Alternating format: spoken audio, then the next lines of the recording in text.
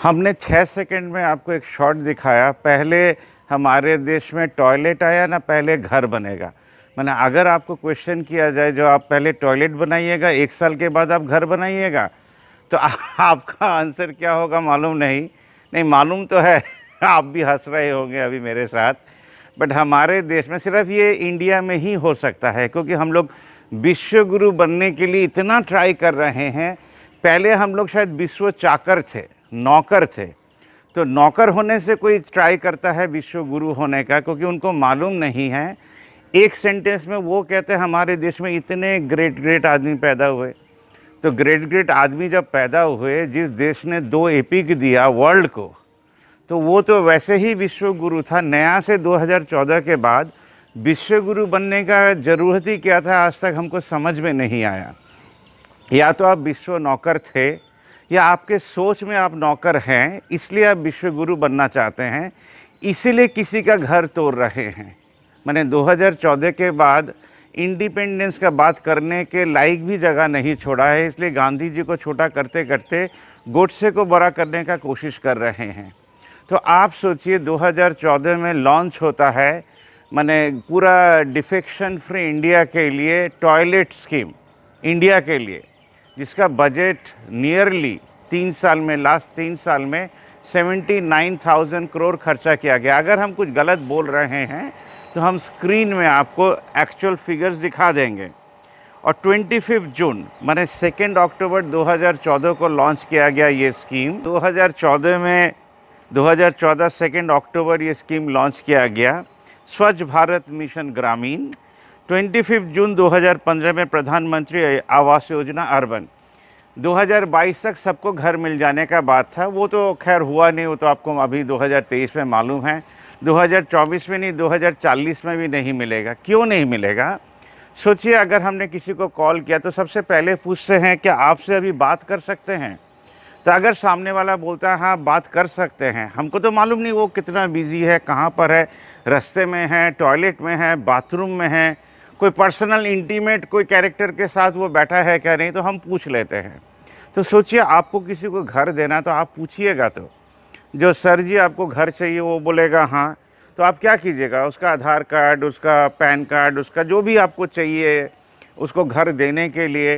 तो ऐसा पहले लिस्ट बनना चाहिए था, उसके बाद उसके लिए घर बनता। तो आप अगर क्या क्वेश्चन करते जो घर के अंदर टॉयलेट चाहिए क्या नहीं, तो आप ऑब्वियसली उसको टॉयलेट दे देते। तो 79,000 करोड़ जो लास्ट 3 साल में खर्चा हुआ, ये एक बेकार खर्चा है इंडियन गवर्नमेंट के लिए। अब सीतारमन जी को तो आप कुछ बोल नहीं सकते हैं, क्योंकि वो बोलेंगे हमको तो प्याज का दाम ही मालूम नहीं है। तो जिस दिन उन्होंने कहा जो हमको तो प्याज का दाम मालूम नहीं है, उस दिन आई वॉज वेरी श्योर जो उनको इंडिया के बारे में भी कुछ नहीं मालूम है। ये स्टोरी क्यों ऐसे बनता है? क्योंकि हम लोग विश्व चाकर थे, अब हम लोग विश्व गुरु बनने का कोशिश कर रहे हैं। मैंने आपने एक वर्ड में राम जी को छोटा कर दिया, सीता जी को छोटा कर दिया, हनुमान जी को छोटा कर दिया, आपने द्रोणाचार्य जी को छोटा कर दिया, आपने युधिष्ठिर को छोटा कर दिया, आपने अर्जुन को छोटा कर दिया। उसके बाद जितने भी देश के लिए काम किए, मैंने भगत सिंह को आपने छोटा कर दिया, नेताजी को आपने छोटा कर दिया, क्योंकि अब आप विश्व गुरु बनना चाह रहे हैं। मैंने तब वो लोग विश्व गुरु नहीं थे। अगर थे तो आपको पास्ट लेकर ही चलना पड़ेगा। मैंने 60 साल का इतिहास आपके साथ ही तो दौड़ेगा। आप अलग से तो नहीं बोल सकते जो ये 60 साल को बात दे दो, तब तो आपको इंडियन कॉन्स्टिट्यूशन, इंडियन हिस्ट्री सभी कुछ बात दे देना पड़ेगा। आप मुग़ल हिस्ट्री अभी हटा ही सकते हैं। आपको लगेगा जो आप सबसे बुद्धिमान आदमी हैं। अगर आप बुद्धिमान आदमी होते तो पहले टॉयलेट स्कीम, उसके बाद घर का स्कीम, तो 2022 तक सबको घर मिलेगा। तो वो घर के अंदर के टॉयलेट नहीं होगा, वो क्या 20 फीट दूर जाके टॉयलेट करेगा? आप सोचिए, एक घर बन रहा है जिसके अंदर टॉयलेट है। तो हमारे देश के इतने बुद्धिमान आदमी लोग, जो लोग रोज़ अपने बुद्धि को प्रकाश करते हैं, सूरज उठने के साथ साथ बकवास करना शुरू कर देते हैं, हर चीज़ के पीछे पाकिस्तान, सोरोस को ढूंढ ढूंढ कर लाते हैं, क्योंकि इनके पास अपना बोलने लायक कुछ भी नहीं है। एक जन है जो जेल में बैठकर सिर्फ ब्रिटिश लोग को लिखते रहे खत, जो हमको छोड़ दो, हमको छोड़ दो, उनसे पेंशन भी लिया। और नया भारत का नींव ही रखा गया बाबरी मस्जिद तोड़कर। अब आपको समझ में आ गया होगा, जो लोग तोड़ते हैं वो लोग जोड़ेंगे कहाँ से? दुनिया का सबसे बड़ा सिंपल सा बात है, अगर आप कंपटीशन कर रहे हैं तो आप जंगल राज को ही इस्टेब्लिश कीजिएगा। हाथरस से शुरू हुआ ये काम, और अभी तो आज रेस्टलर्स लोग दिल्ली में बैठे हैं जिनके अगेंस्ट में, ब्रिजभूषण के अगेंस्ट में हमारे देश के ना डिफेंस मिनिस्टर, ना होम मिनिस्टर, ना प्राइम मिनिस्टर कोई डिसीजन ले पा रहे हैं। ब्रिजभूषण जी बोल रहे हैं, जो बोलो हमको रिजाइन करने के लिए, वो इतना स्कोप दिए प्राइम मिनिस्टर को। अदानी जी तो बोल ही नहीं पाए, पीएम तो बोल नहीं पाए अदानी जी के ऊपर, अदानी जी भी नहीं बोल पाए। जब आप बोलिए हम सब बिजनेस ठप करके हिमालय में जाके जब करना शुरू कर देंगे, मोदी जी एक बार बोल तो दीजिए, बट मोदी जी बोल नहीं पा रहे हैं। बोला जा रहा था Manmohan Singh is the silent prime minister of India, तो ही सेड जो इतिहास इसका विचार करेगा। इस 9 साल में आकर आप लोग समझ गए होंगे, जो अगर आप गवर्नमेंट चला रहे हो तो आपको कितना बोलना चाहिए और कितना नहीं बोलना चाहिए। तो हमारा देश का दुर्भाग्य है, टॉयलेट स्कीम पहले आ गया, उसके बाद आया प्रधानमंत्री आवास योजना, और सबसे दुख का बात है डेमोक्रेसी में हर चीज़ funded by people of India. तो हम प्रधानमंत्री का जब भी फ़ोटो देखते हैं तब ये सोचते हैं कि हमारा देश कितना छोटा हो सकता है, जहाँ पर इंडियन पीपल लोग का फ़ोटो होना चाहिए, इंडियन फ्लैग होना चाहिए, everything financed by people of India. वहाँ पर प्रधानमंत्री का फ़ोटो कहाँ से आ सकता है?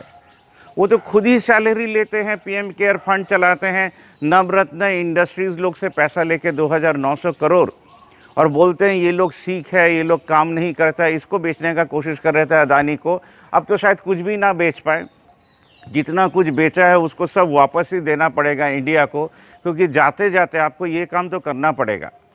आज सोचिए 66A है, अगर कोई गलत पोस्टिंग करता था तो उसको पकड़ के ये लोग जेल में डाल दिया करते थे, तो 66B क्यों नहीं हुआ? जो हमारे देश में जो लोग अच्छा काम कर रहे हैं, फेसबुक में आपको एडवाइस दे रहे हैं, 79,000 करोड़ सेविंग्स का बात कर रहे हैं हम, एक छोटा सा चैनल, तो हम लोगों को रिवार्ड कब दिया जाएगा? आप लोग पकड़ पकड़ के आदमी को जेल के अंदर रख सकते हैं। प्रेसिडेंट कह रही हैं कितने गलत केस में कितने आदमी लोगों को आपने अंदर रखा है। अभी तक इंडिया का कोई भी लॉयर एसोसिएशन उनके पास खड़ा ही नहीं हो पाया, सोच ही नहीं हो पाया। हमने 1 साल पहले दिल्ली जाकर एक सज्जन जी को बोला था, जो वकील हैं, उनका नाम नहीं ले रहे हैं, तो उन्होंने कहा ये केस हम लोग कैसे करेंगे। अभी भी उन लोग सोच नहीं पा रहे हैं जो कैसे इसको हैंडल करेंगे। तो हमारे देश का ये जो क्या कहते हैं ग्रामीण स्वच्छ भारत करने का जो सपना है, टॉयलेट मेकिंग दया करके बंद कर दीजिए। तो ये बजट आप संभाल कर रखिए घर बनाने के लिए, घर के अंदर तो एक टॉयलेट होगा। इसको डे लाइट रॉबरी कहते हैं, जैसे जेल के अंदर इतने सारे लोगों को फ्री में खिलाया जा रहा है, क्योंकि उनका बजट किसी के तो किसी के पॉकेट में जा ही रहा है। प्रेसिडेंट बोल रही हैं, CGI सुन रहे हैं, होम मिनिस्टर सुन रहे हैं, प्राइम मिनिस्टर सुन रहे हैं, कोई एक्शन ले ही नहीं पाया, कोई लिख नहीं पाया 2 लाइन जो action be taken on the word spoken by the president of India, कोई नहीं लिख पाया। तो पुलवामा के ऊपर क्या होगा, रेसलिंग के ऊपर क्या होगा, किसान के साथ क्या होगा? एक तरफ पॉटी, एक तरफ घर। तो अगर पॉटी बनाना बंद हो जाए तो देश के लिए घर तो बन सकता है, जो मेरे सर के पीछे दिख रहा है। और आप परमिशन लीजिए, अगर परमिशन नहीं ले पाते हैं, जो झुग्गी झोपड़ी है उसको सुंदर बना के उसके घर के ऊपर सोलर लगा दीजिए, तो उसका इलेक्ट्रिसिटी फ़ी एकदम ख़त्म हो जाएगा, 25 साल तक एश्योर्ड रहेगा। उसको चोरी भी नहीं करना पड़ेगा CSC से, WBCB से, कहीं से। तो हमारा देश का गवर्नमेंट जो शायद सोचता भी होगा, उनके पास इतने IAS IPS ऑफिसर हैं, वो लोग भी सोचते होंगे, कुछ लोग देख भी लेंगे। और हम रवीश जी को थैंक्स देना चाहते हैं कि उनके कई ग्रुप में हमको ज्वाइन करवाया है, तो उस ग्रुप में आज शेयर ज़रूर से कीजिएगा। एक्चुअल स्कैम हमारे देश में है क्या? रेसलिंग फाउंडेशन का कोई ऑल्टरनेटिव बना ही नहीं। ये लोग अगर आज कंप्लेन कर रही हैं, कल जो आएगा, कल वो काम करेगा क्या नहीं मालूम नहीं। तो इसका हेड किसी औरत को क्यों नहीं बना दिया जाता? PT उषा को ही आप बना दीजिए, मैरी कॉम को ही हेड बना दीजिए, ब्रिजभूषण को निकाल दीजिए। And I would like to thank Saurabh, जिन्होंने अब ये सेंटर का हाथ छोड़कर रेस्टोरेंट लोग के साथ आए हैं। हर वो व्यक्ति, हर वो औरत को हम हैट्स ऑफ करते हैं जो लोग आज रेस्टोरेंट्स लोग के साथ हैं। कल वो लोग शायद हाथरस के साथ भी थे, और आज एक जर्नलिस्ट को सुना उन्होंने बड़ा नौकरी छोड़ दिया टू बी रेस्लर्स लोग के साथ रहने के लिए, रिपोर्टिंग कर सकें। मैं ईमानदार हूं या मैं बिकाऊ हूं, माइक लगते ही 90-90 साल का बुजुर्ग पता है आपके साइड से निकल जाता है, और कि ये कह के निकल जाता है आप लोग बिकाऊ जर्नलिस्ट हो। मैं पूछता हूं ताऊ आप बता दीजिए आपको क्या बताना है, मैं ऐसे कि ऐसे चलाऊंगा बिना काटे हुए। वो बोलता है मुझे भरोसा ही नहीं है, तुम दिखा दोगे। तो हर बड़े हाउस में कोई ना कोई जर्नलिस्ट ऐसा होगा जो देश के लिए काम करना चाहता हो, और वो जर्नलिस्ट बोल रहे थे अगर हम लोग सच बोलना शुरू करें तो हमारे देश में गलत काम नहीं होगा। तो ये सुबह तो हो रहा है, एक नया सुबह हमारे देश में आएगा। कोई लिख कर भी गए थे वो सुबह कभी तो आएगी, शायद उसका शुरुआत रेस्टर्स लोग के इस मूवमेंट से हो। धन्यवाद हमको सुनने के लिए। लाइक, कमेंट, शेयर, सब्सक्राइब ज़रूर से कीजिएगा। धन्यवाद।